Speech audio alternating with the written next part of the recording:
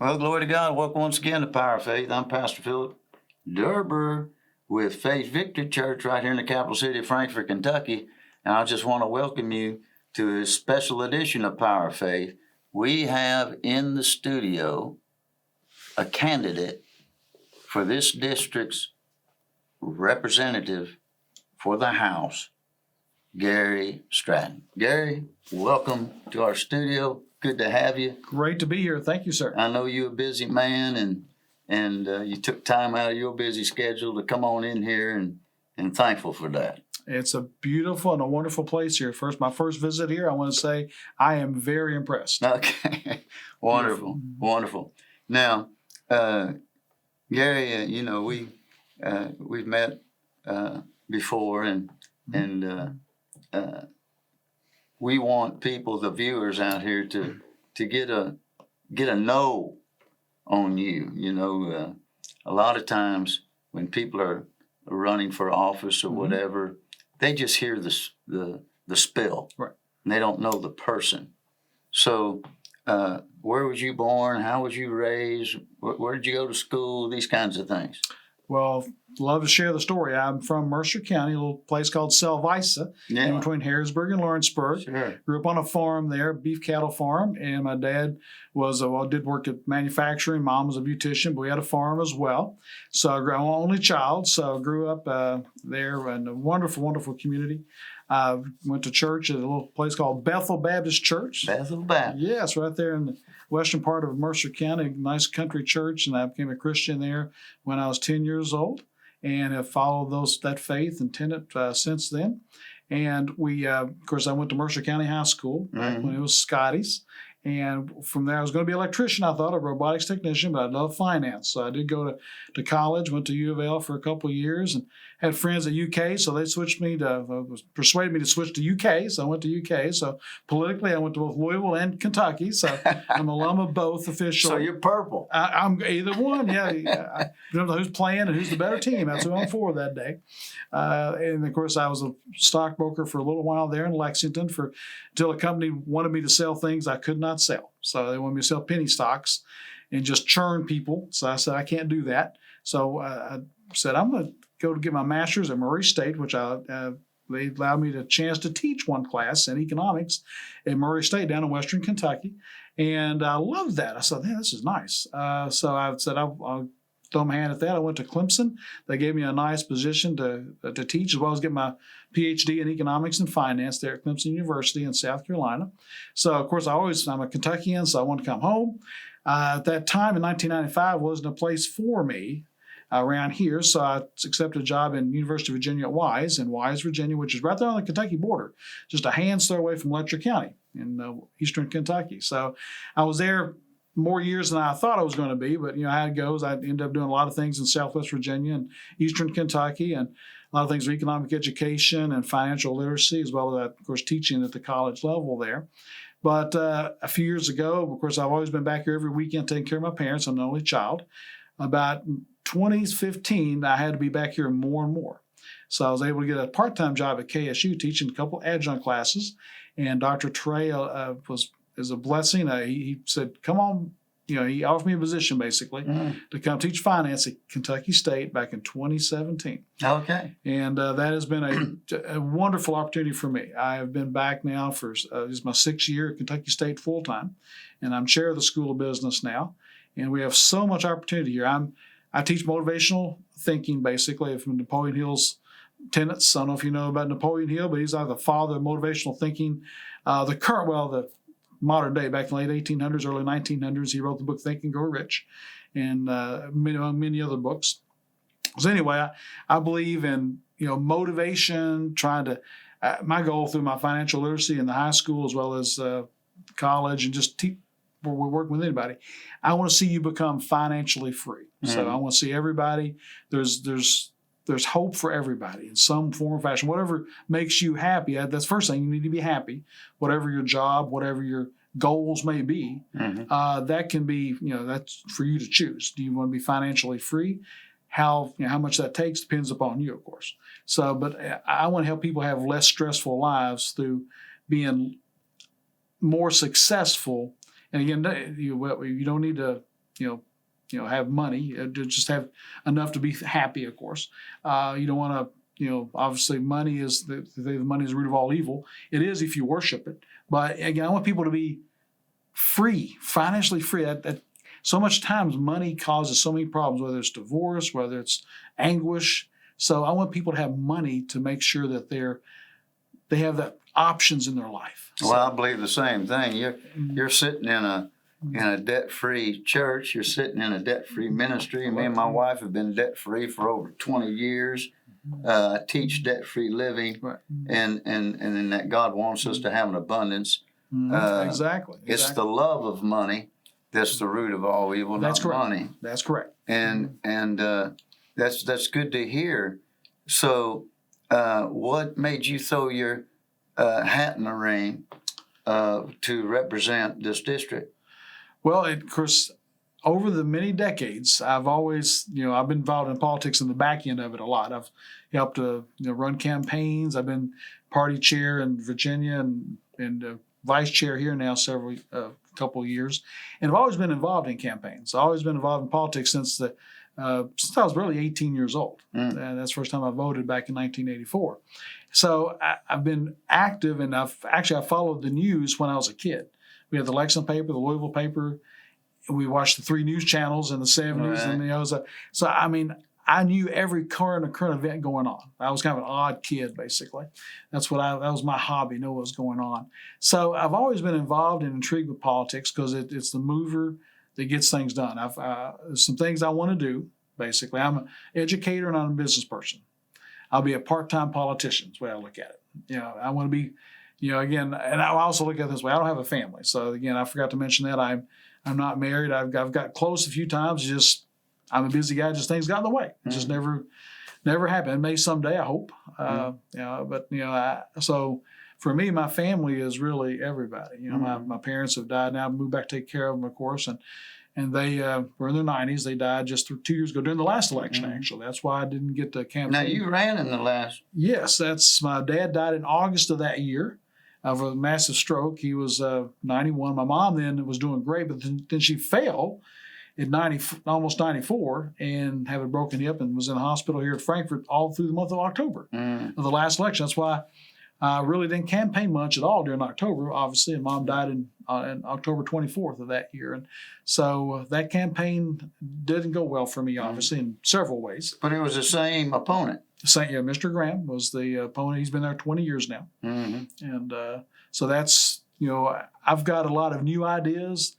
Kentucky has never lived up to its potential. I guess we never live up to our potential, but we always want to strive to get closer and closer to that potential. And, Kentucky's has never been close. I think we can do so much more. And it starts here. I've always wanted to see Kentucky have a veterinary school of medicine. And I've been thinking about that for a long, long time. And it's always, been upsetting to me that we send money, millions actually, to Auburn, Alabama, to send our veterinary students to Auburn or Tuskegee, which are good schools. I'm not saying that. Right. But, why can't we do that? So many people say, we're Kentucky. We can't do that. Yes, we can. So, I've got a plan. And a lot of people, I've told a lot of legislators already, the ones running also, they like the plan of how we can do that. I believe in partnerships. I'm involved in a lot of things in the city here. And I've talked with a lot of different groups. I work with a lot of different groups. And I'm able, I think, to pull people together. And so that's what I want to do with this. Let's get 3 board members from UK, 3 from KSU, just kind of from the boards they already have. They would come and sit on a separate board for the Kentucky School of Veterinary Medicine, along with private enterprise such as, I won't mention the companies, but some very large agriculture companies in our state could help fund this, actually. So we could have one of the best schools in the country, maybe in the top 10 or 15 veterinary school of medicine right here. Yeah, my associate, perhaps you met her, Dr. Elizabeth Smithers, a veterinarian. And I think she went to Auburn. Yes, you have to. Yeah.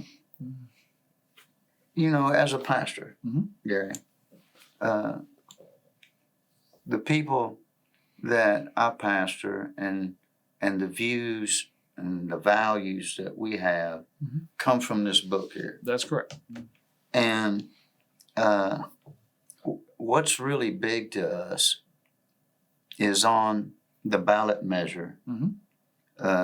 November 8th. Right. And, we got 2 amendments, but that second amendment is really big to us, the right to life. Mhm. What is your opinion? What is your view of that? Well, I'm for pro-life, obviously, and I'll be voting yes on amendment number 2. Mm.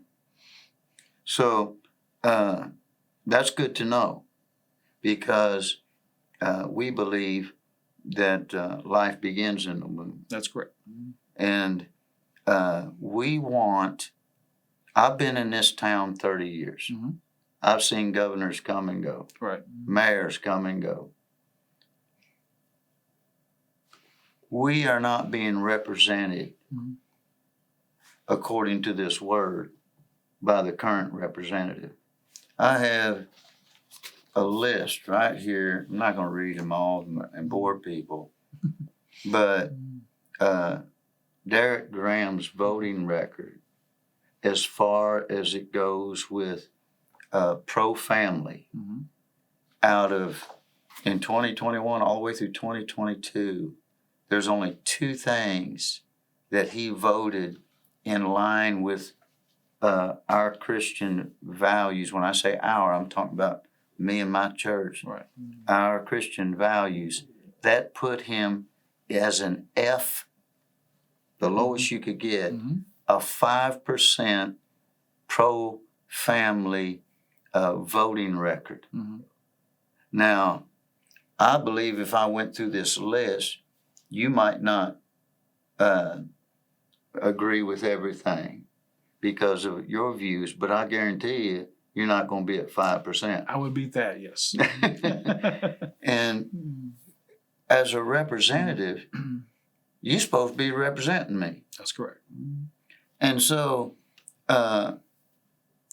you have these ideas of betterment, Mhm.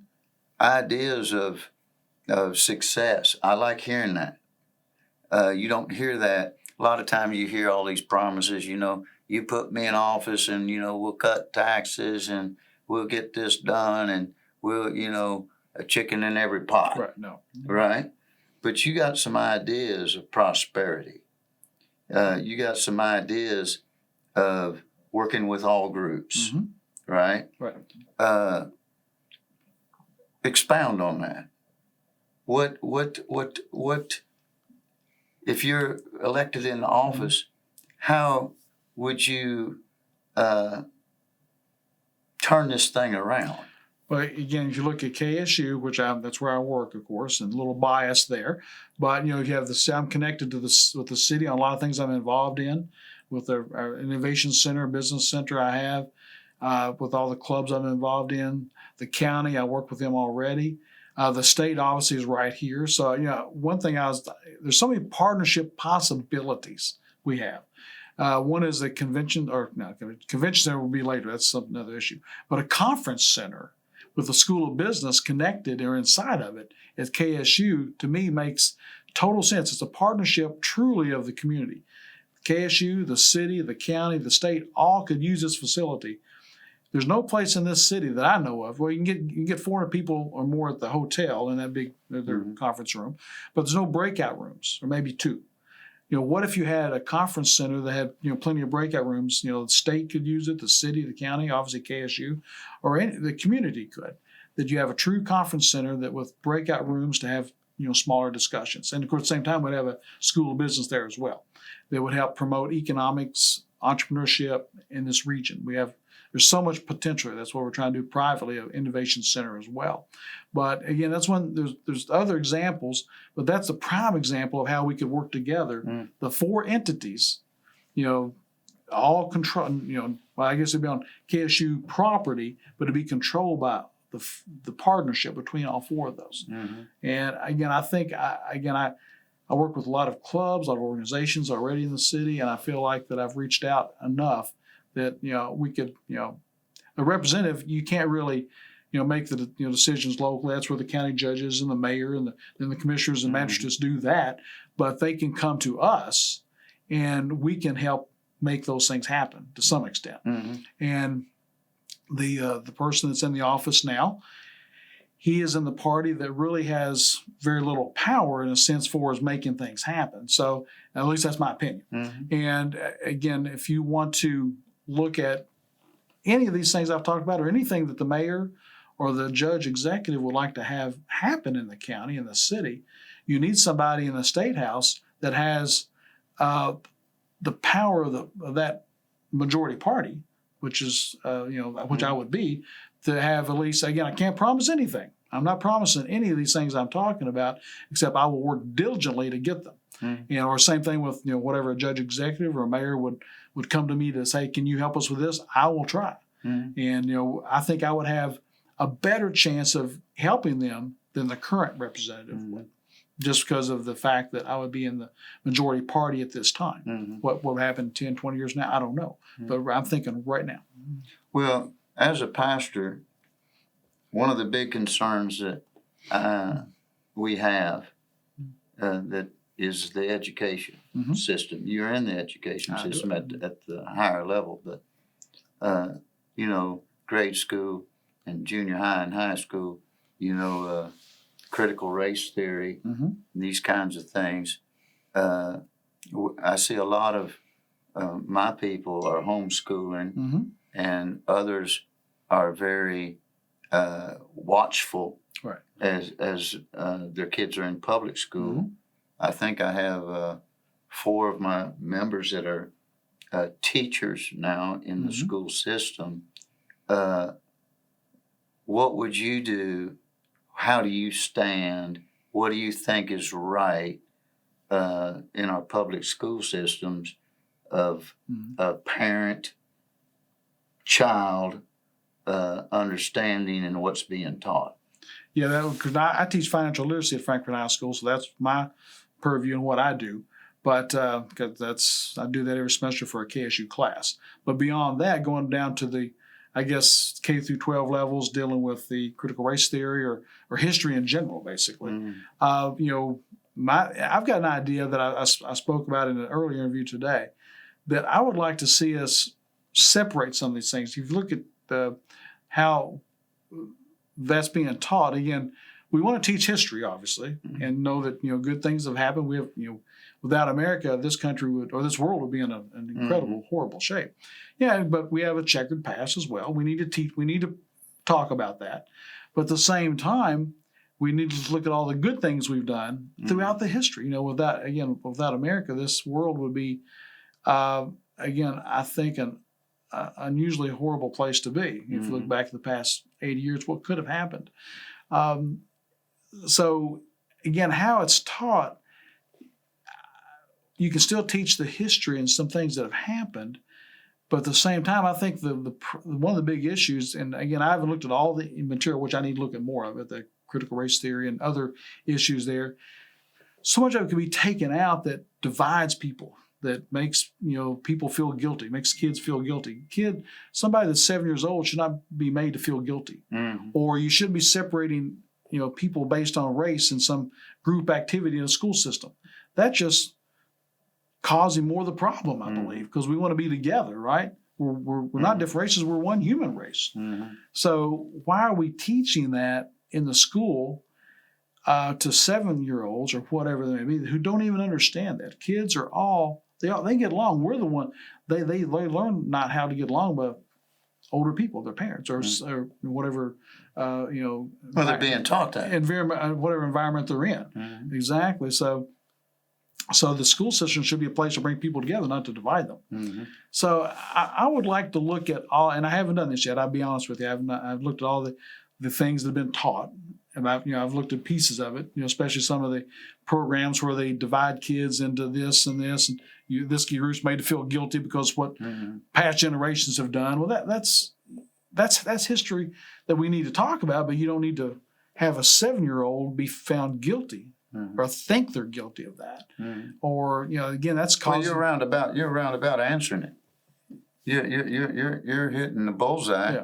right between, boom, you're hitting the target. Yeah. Because that's exactly what critical race theory does. Right. It takes a specific Right. group of people and dumps on them Right.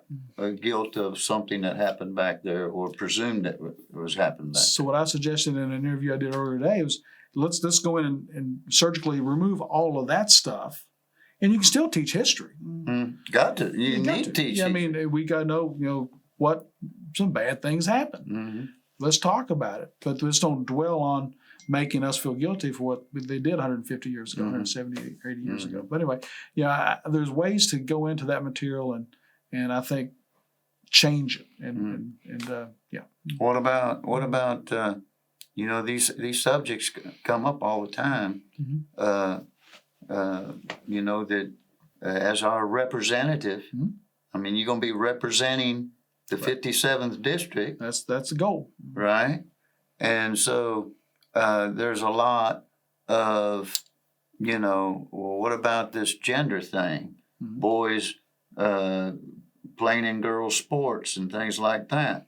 See, there are things, Gary, that you see and want to be done, like you've already mentioned, that are great. If you like you said, you can't promise these things, but you can promise that you'll try to initiate them and so on and so forth.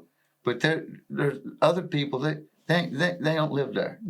They don't live there. They're doing their 40-hour week. They're raising their kids. Right. They're just trying to have a good life, and all of a sudden, they find out that their daughter, there's some boy that's going to be in their bathroom, whatever. As our representative, see, these are things that are going to be thrown at you. You bet. Where do you stand?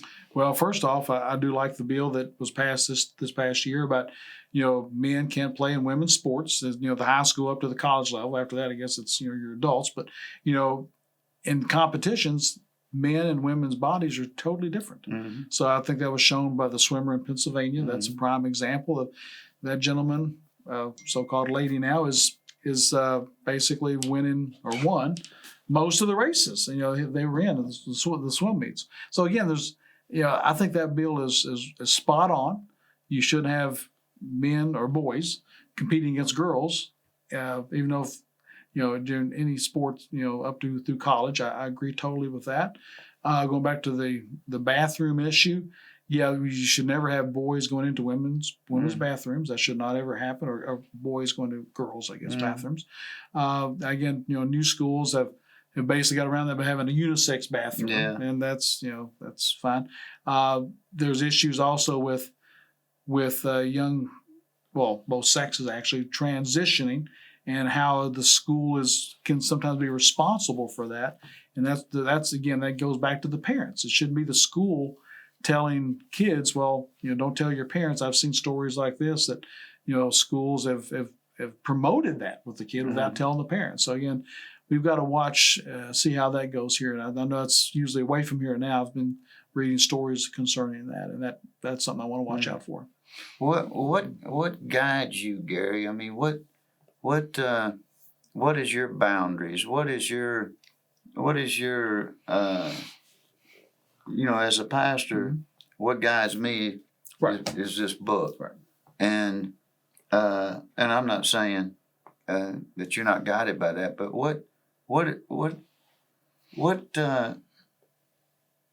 your circle? Where does Gary Stratton live? What's his life personally?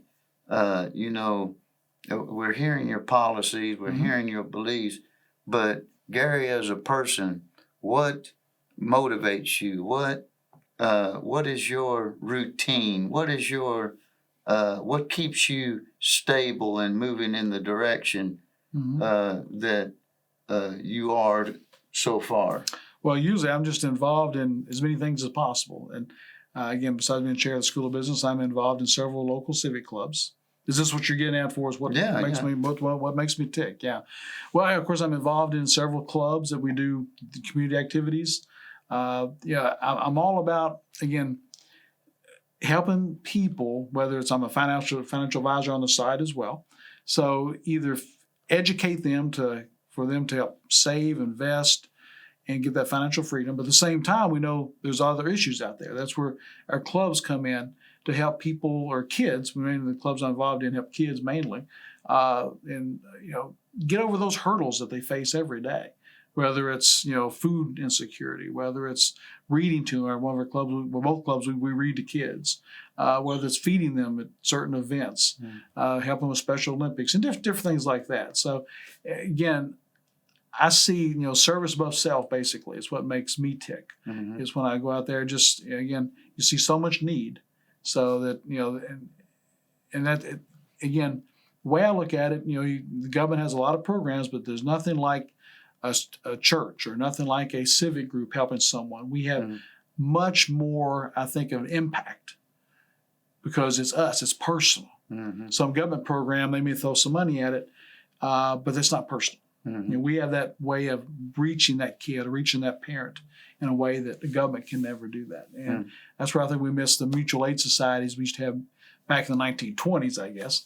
And we still have some of them today where they have a collective of where people who have problems. They come together and they learn a trade, they live together, and they eventually graduate, of course, and go out and be successful human beings. Mm-hmm. But again, I think that's what drives me out. That's why we have this innovation center, Franklin Center for Innovation, our goal is to help people learn or be innovative, to be creative, to solve problems, and or get that mindset. It's all about mindset. Kentucky we have only a 56% labor force participation rate, when there should be 62 or 63% for a national average.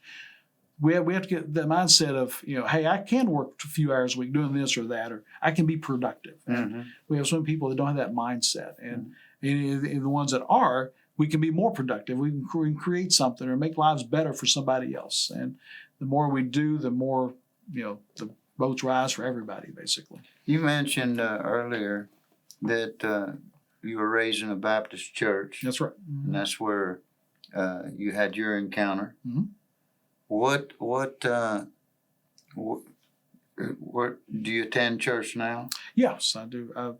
It's Multiply. I was going back to my Mercer County. That's when Mom, until she died. Then I kept going back there. I took Mom and Dad back there, but then I kept going until just recently, about a year ago, we had one of my members in Kiwanis was going to this new church in town called Multiply, and then he got the pastor to come to our Kiwanis, and he joined. So he's invited me, so I'll start coming. I still, have my family, a lot of extended family still in Mercer County, but I'm staying here in town now. I go to church at Multiply. Well, good. How much would you say your Christian belief, your spiritual side of inside you guides you and helps you make decisions? Well, it's been 100% all my life.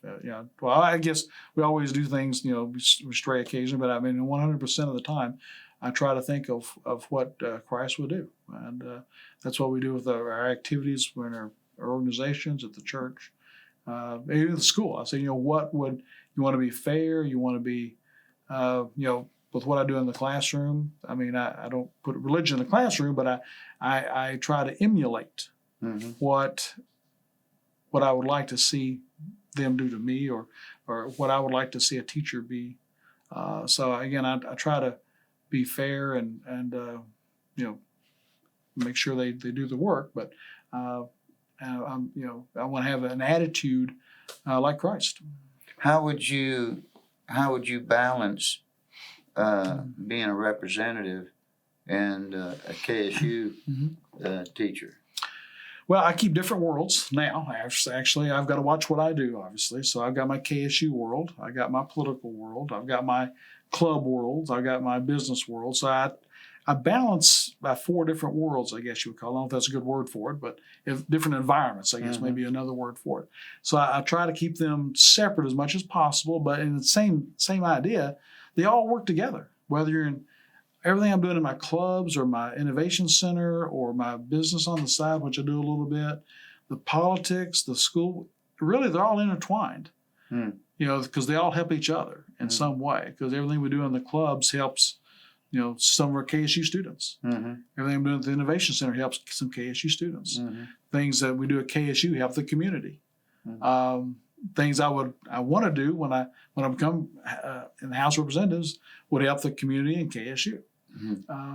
So I may have to, it could be a little conflict of interest. I'll watch that if I have to, and not vote on certain things if it would be a conflict of interest. So I want to be upfront and open to everything like that. Well, do you have any debates coming up with your opponent? We do have a chamber debate in October, and time escapes. I think it's October 6th, 12th, maybe. I apologize. I can't remember the exact date on it. But Chamber of Commerce debate. And that would be, I don't think it's going to be live. I think it's going to be taped, sadly to say. I would like to have some live debates. Sure. But I think I think that's, as far as I know, that's going to be it. It's going to be a forum that I know of for 40 minutes, I believe. Yeah. That's sad. Yeah. Well, here's the thing. I have seen your opponent, Derek Graham, do nothing. Zero for 20 years. And how are you going to get this message out beyond? See, what I think, Gary, this is what I think. A lot of times, there's a devil and there's Jesus. And a lot of times I have to preach to my congregation about the devil. Right. He is a roaring lion. He walks about seeking whom he may devour. That's correct. Right?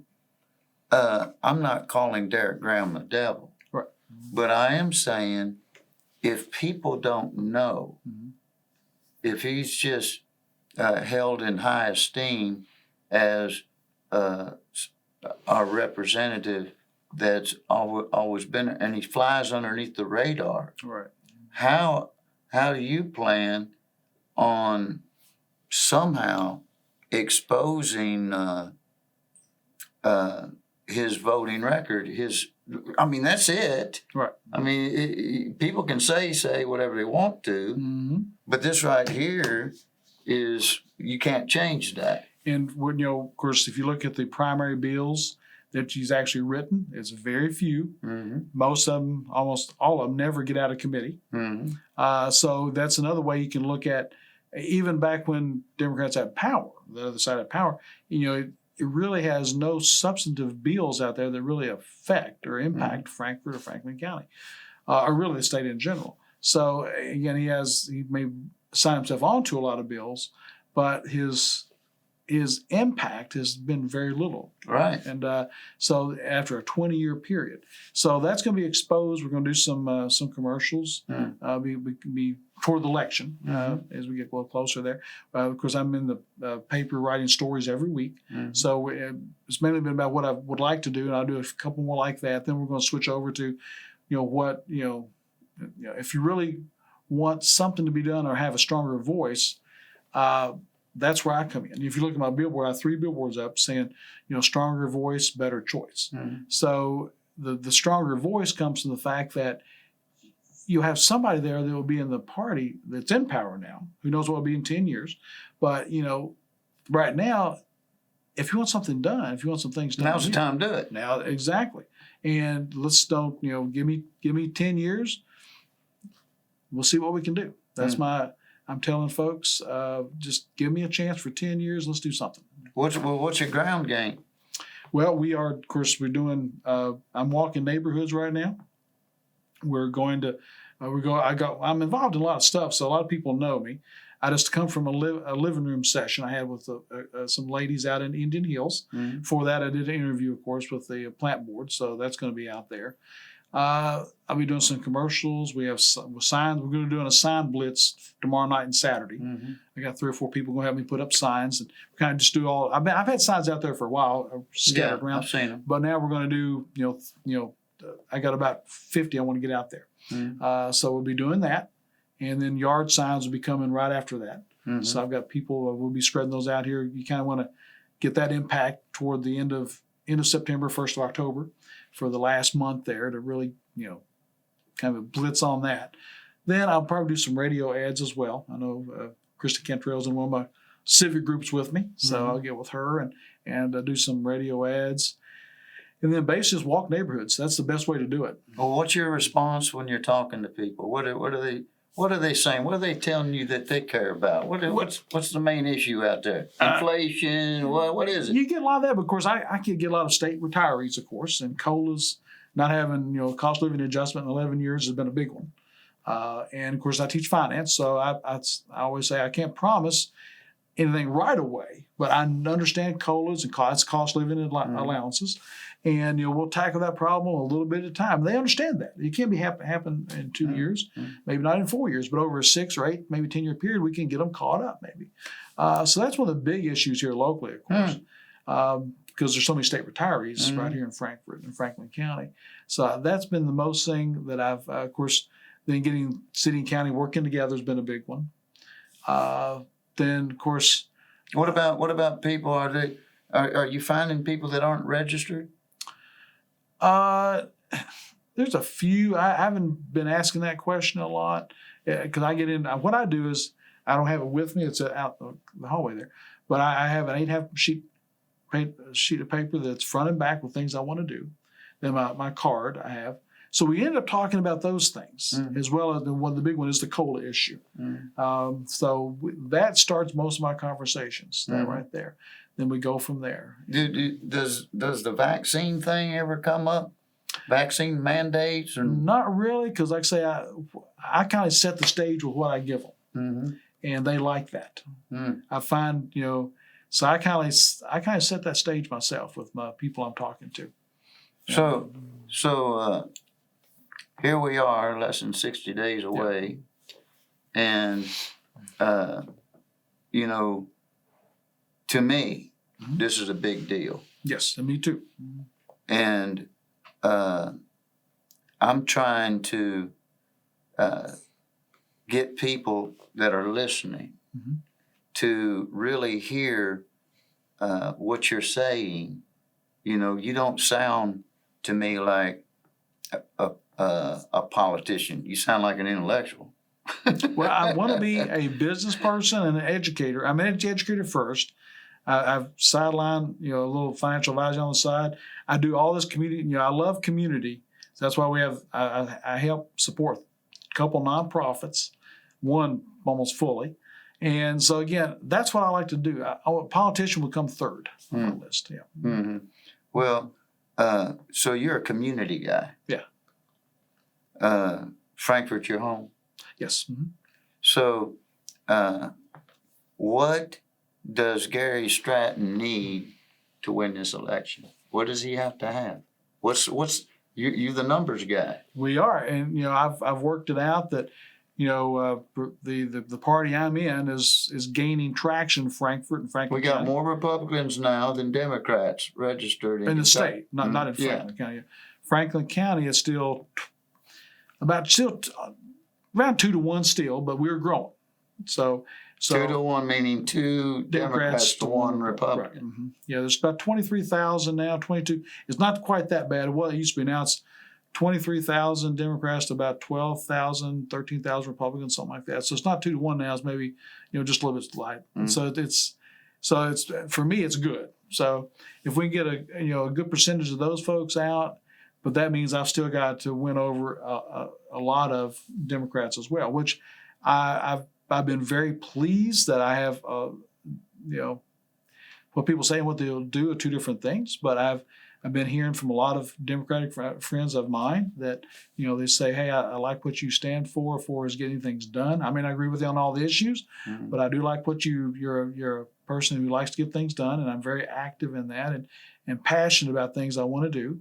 I'm very persistent. So if I like a project, I'll keep working at it. And so they do like that. So I've got to attract a good percentage of those folks to win. But I feel good about that. It's really I feel good, about bringing those folks over, at least just for this election. Wonderful, wonderful. Well, I believe this.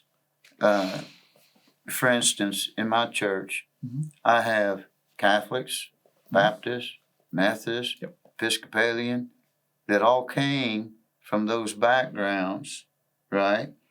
And they don't let that belief system stop them from, if you will, participating in what we're doing here at Faith Victory Church. Those are all human laws. That's a real law right there. Yeah, right. Yeah. And what I'm getting at is Democrats, Republicans, Independents, whatever. If they hear a voice, John the Baptist came and he was a voice crying in the wilderness, and all of a sudden, all groups of people started coming to that voice. Right. And if there's people are fed up with being conned, being told one thing and another thing happens. Right. They see it. They've seen it time and time again. We're in Frankfort. This is a very, no matter what you want to call it, it's a political town. Right. And the atmosphere here can change in a moment of time. I live here. I know. So in light of that, what you are saying and I'm hearing is, because I was out on the street. I was a bad boy out on the street. I was a con. You don't sound like somebody just saying something just to get something. No. You sound like the real deal, right? That's right. I don't promise. I'll work hard, and I am very persistent. I get that. I think the people get that. You keep hitting that repeat button. Exactly. But people are looking for genuine. Exactly. Whether they're Democrat, Republican, Independent, whatever. Right. They're looking for what are you? You are a representative. You are my voice in the legislation. And so if I vote for you, I want to know that the majority of what I believe in, you're going to speak it out up there and stand for. And whatever kind of creative ideas you got that's going to help my condition, you're going to initiate that. Amen. Yes, exactly. That's my ideas. That's all right. So you have just a few short weeks to win this campaign. Yep. So you got a debate that really is kind of sheltered. It is, yes. I know the other side. I don't think. I think that's in all races. I believe there's not many debates or forums going on really that I've heard of. So, which is sad. Well, it could be a sign of fear too. That's true too. Yes. They don't want to confront. They don't want to be confronted with issues. So, your ground game, your TV ads, your sign blitzes, your getting this truth out is what you got to rely on. Yes. What kind of staffing you have? Well, of course, we have. I've got a team, a little small team around me. Then, of course, we're basically bringing on folks to put up signs. I'm going to work with some students. I think give them some pay to go ahead and help me with lit drops. I've been doing it all myself so far because I want to get that personal touch. I'm reaching a lot of homes. I will do more. I will do that the next 7 weeks, of course, as we finish things up. But then helps get some others too. I've got a lot of literature I'm going to be giving out, and basically just get to as many places as I can. And I'm involved in a lot of activities, so I'm getting the name out there. And I think the name recognition is increasing. I've taught several years here now, so which has helped. And so I think that it's mainly people telling other people. I just came from that living room session a few moments ago with Democrats, Mm-hmm. and they gave me a little money. I was happy. They didn't agree with everything. They wasn't pro-life, but us, we agreed on everything else pretty much because of my choice on freedom on some other issues. But so I'm pro-life. They're pro-choice, but they still respected my views and so forth. So again, I feel, and they're going to tell other people about that is what I want to do. So I believe that you get enough of those folks telling their friends that ground game basically. I'm banking on that. Well, we Kentucky boys, right? I sure am. So where are you with the guns? Well, I'm pro Second Amendment. Obviously, we had some guns on. I'm not a hunter, by the way, so I'm not. I don't have any really. I don't have too many hobbies, just work. But because I enjoy what I do. But again, we had a couple guns on the farm to I never could hit anything, but we'd scare the birds away and the groundhogs who can ruin a farm if you've been on a farm. So again, I don't do any hunting, but I'm pro Second Amendment. Okay, so you're representing us. You're not going to think, well, I'm a Second Amendment guy, but we need to control how many bullets you have or what size gun you got. No. I am for freedom on a lot of issues. Again, I'm pro-life because there's two individuals there. So a lot of other things, though. I mean, I am if you have how many guns you have, I don't really care. So it's up to you. Well, getting back as a pastor. Yeah. Freedom of speech. There was this whole thing about shutting the churches down, the COVID thing and all that. And I was one that bucked heads here. You did. In Frankfurt. And where do you draw the line with all this censorship? You got, I preach a message in here and YouTube takes it off. Post something on Facebook, you go to Facebook jail. I ain't talking about derogatory things. Right. You got Twitter that censored the president and things like that. Where are you with this First Amendment stand? Well, yeah, I think there needs to be some investigations first off, because you have one side being censored, the other side not. So because something can be said on the other side, or some misinformation we call it, and this is still up there. So I guess it starts with the investigation of the companies, because and I guess I think is it Regulation 230 about how they're even regulated. Are they are they a media, or are they or not? So all that's still being answered right now. So I'm for free speech, obviously, and and there's only a few exceptions where you can't fire in a theater and so forth. Right. But for the most part, it should be open game out there, and let people, they need to decipher that for themselves. The structure of Frankfurt, the commissioners and the mayor and the way things are conducted here. Do you see that needs to be restructured, or you think the way it's structured is good? Well, you mean for as merging as far as how it's governed? Oh, well, of course, I think there needs to be some different individuals involved, I guess, is what we're hoping for.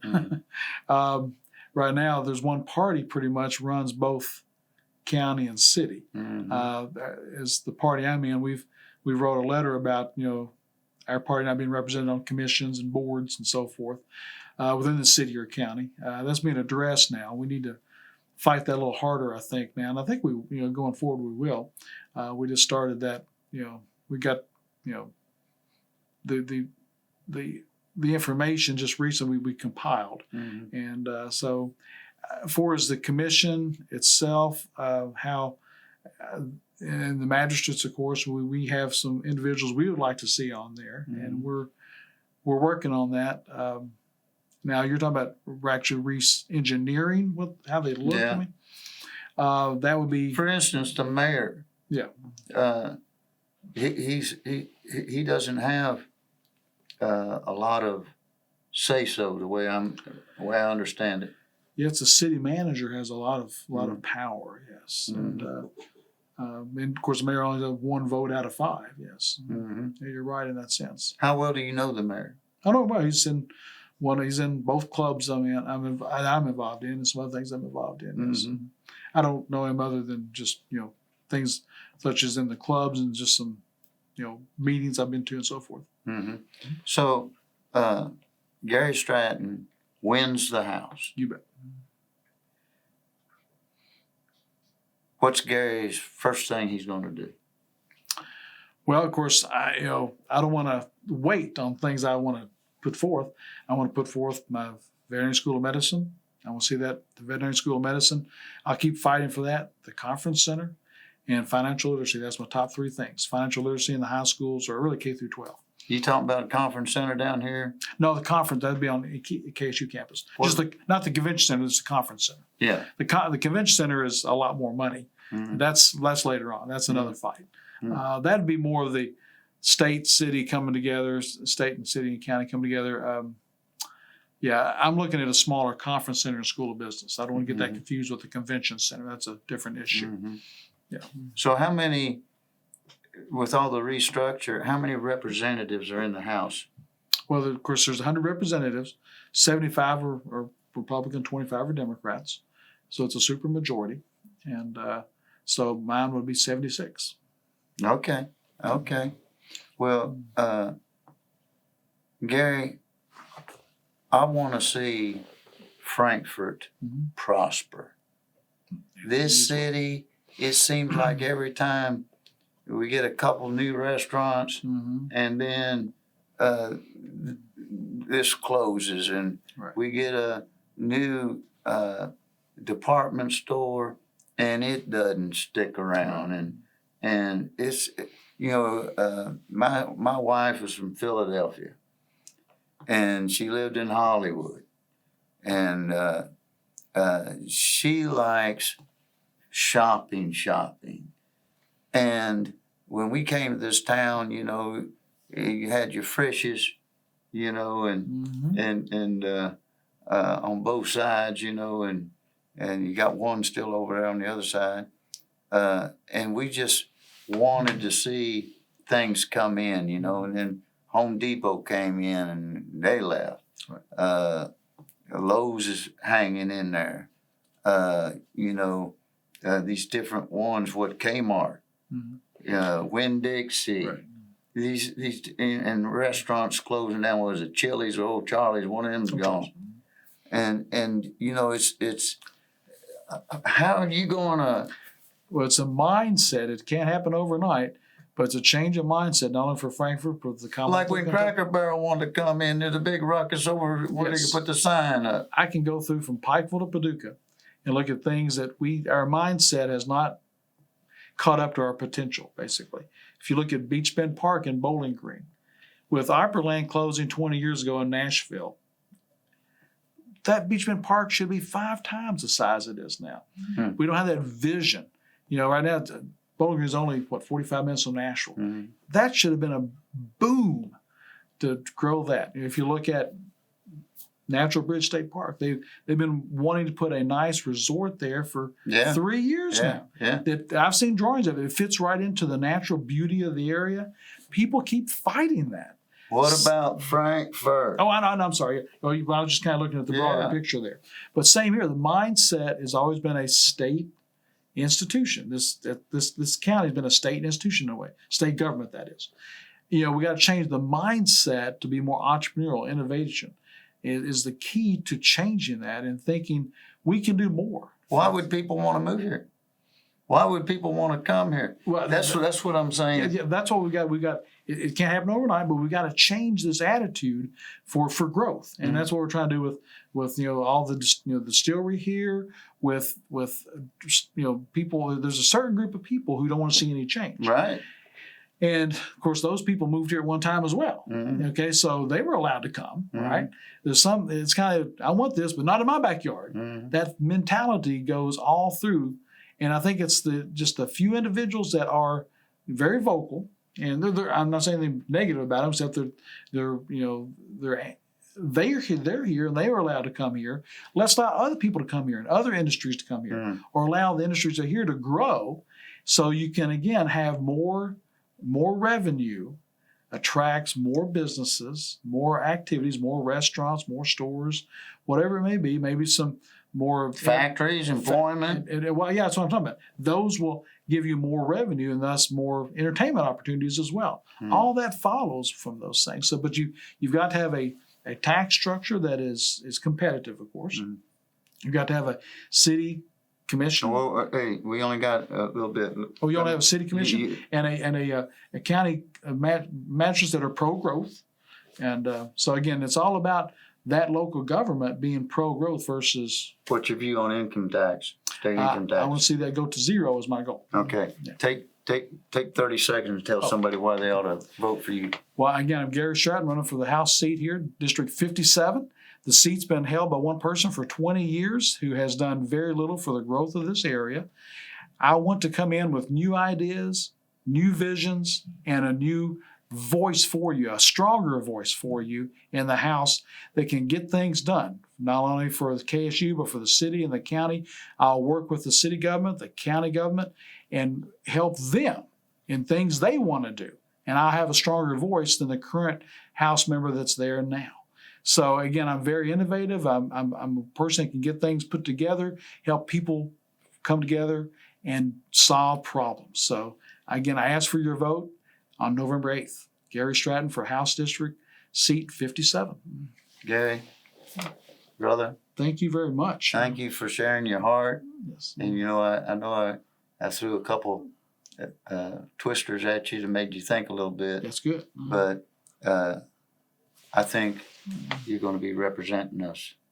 I surely hope so. I think God has got it planned his plans this time, I believe. Okay. Well, thanks for watching, and may God bless you richly.